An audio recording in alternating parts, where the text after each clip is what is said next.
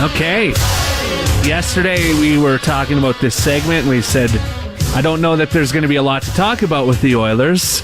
And then some news dropped. Yeah. They're going to be short a defenseman. For a long time. Yeah. Andrej Sekera, man down. So he had a Achilles injury, I Torn guess? Achilles, yeah. He got it repaired a couple days ago, I guess. The estimate I saw was 55 games. They're thinking he's going to miss? Yeah, they said, well, I was talking to a couple of different people on the light side. On the light side? 6 months on the light side. Oh, man. So is there options to replace him in, like, is there an Ethan Bear? Do they rush him up? Well, I think the better option, because what happens is he's going to get put on the long-term disability, so that's Right. going to free up some cap space. So what I think they should do is bring back a guy like Brandon Davidson. I was going to say, is Brandon Davidson back again? He knows the city, he knows the team, he knows the coach. He'd be cheap, super cheap. Yeah. And then you can use the rest of that money on a winger. Okay. That's what I think is going to happen, because honestly, I doubt Sekera plays this year.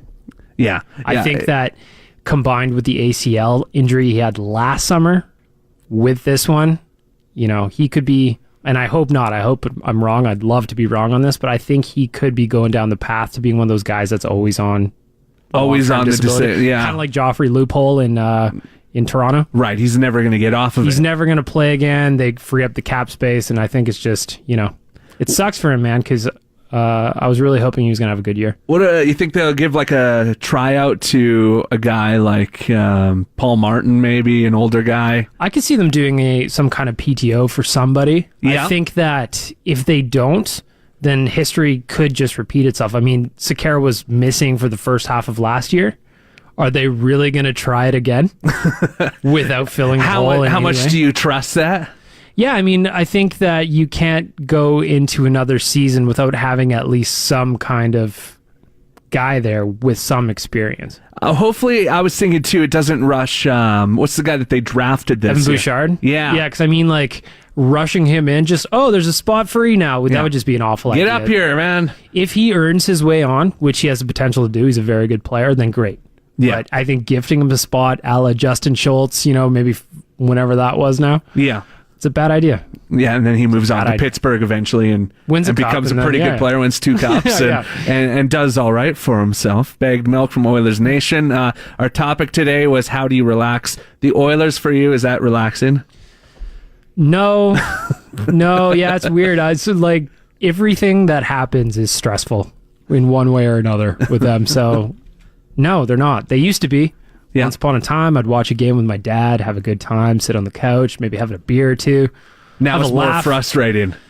Yeah, and like there's always the idea of having to eat beets looming over my head. And I forgot. Are you doing that again this season? oh yeah, absolutely. You're bringing back the beat thing? Except this year I'm doing it after every loss, not just until they're at 500. So, Oh, wow. So even if they get to 500, oh yeah, I'm real stupid. you're still gonna eat beats after every Oilers lot. That is that's some pretty good dedication. Is there got anything bad ideas. anything that you do to relax?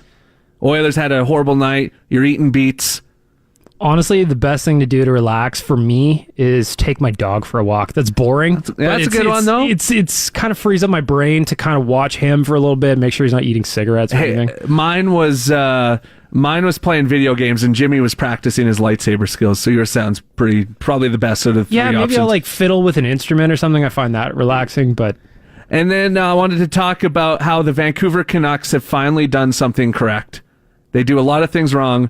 They're bringing back the skate jersey. Do you think that was the right... They had 3 options. The skate jersey, I think, is their best one. for them, that's the only option because they've just they're a franchise of really bad jerseys. Really bad jerseys. That's easily the best one in franchise history. They've had like the weird The old V-neck Pavel one. Bure. Yeah. Pavel Bure one, right? And then they had like the weird whale one they're running with. Like, I don't know. That's their best jersey That they've is ever an had. awesome jersey. All right, if the Oilers were going to bring back a jersey, any that do you like the current one the best? Maybe they should go back to the blue. We talked about this on our real life podcast on Monday. What I think personally is they should go back to the blue body, orange shoulders. Yeah. That was like the classic Oilers jersey. That was I don't the mind the Gretzky orange jersey. The Gretzky jersey. I don't mind the orange, but go back to the blue. I understand why they changed it to sell some jerseys. You go to orange, but Is it exactly? I mean, they're going to come out with a third jersey this year for the exact same reason. So I still got my fingers crossed for the oil one. The really horrible blue alternate jersey that they used for a couple years. The there. old Todd McFarlane. Yes. The super sperm. Yeah, that's what I'm waiting for. So It was a great jersey. thanks for stopping by, Baggedmilk. Anytime.